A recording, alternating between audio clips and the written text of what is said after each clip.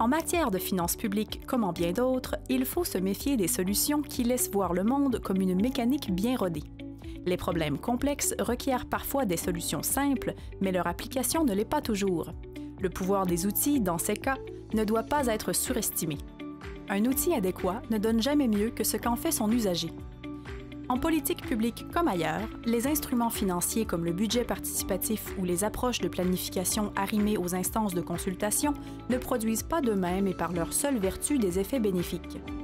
L'arène municipale, pas plus que les autres, ne saurait être le lieu de la pensée magique.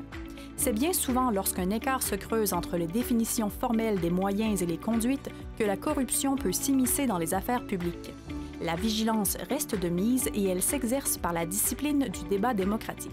En effet, pour obtenir plus de transparence dans les processus décisionnels et pouvoir compter sur des mécanismes d'arbitrage équitables, il ne suffit pas de se fier aux moyens. Il faut miser sur le débat, sur l'échange et la confrontation des points de vue concernant les finalités poursuivies. D'où l'importance pour les élus de mettre de l'avant la vision globale dans laquelle ils veulent inscrire les enjeux soumis au débat. C'est la force des modèles de concertation de pouvoir élever les débats publics au-dessus de la seule considération des moyens.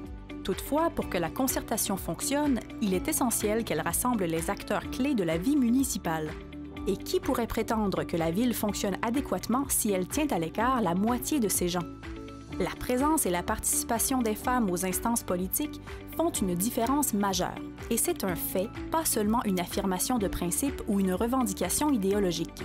Une très vaste étude conduite dans 125 pays vient d'en faire une démonstration inédite. Plus il y a de femmes élues, moins il y a de corruption.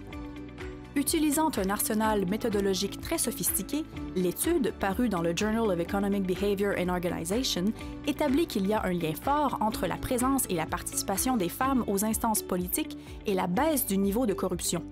Les pays où les femmes politiques sont les plus nombreuses occupent un meilleur classement sur l'échelle de Transparency International. L'étude montre aussi que les programmes favorisant l'accès des femmes aux instances par des quotas, par exemple, donnent des résultats à long terme. Au fur et à mesure qu'elles prennent de l'expérience, les femmes adoptent des positions qui s'éloignent de celles des hommes. Cela ne tient pas à quelconque différence de nature. Les femmes ne sont pas naturellement immunisées contre la corruption. L'étude montre que c'est leur rapport à la politique qui a des effets d'assainissement.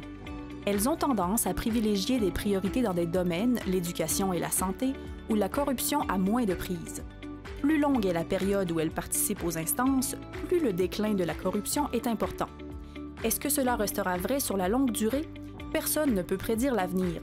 Ce que l'étude montre, c'est que c'est présentement le cas. Devant l'incertitude du futur, il y a cependant lieu de se montrer optimiste, car il y a encore place à beaucoup d'améliorations. L'étude établit que seuls 24 % des députés nationaux sont des femmes. Dans beaucoup de villes, cette proportion est souvent plus élevée.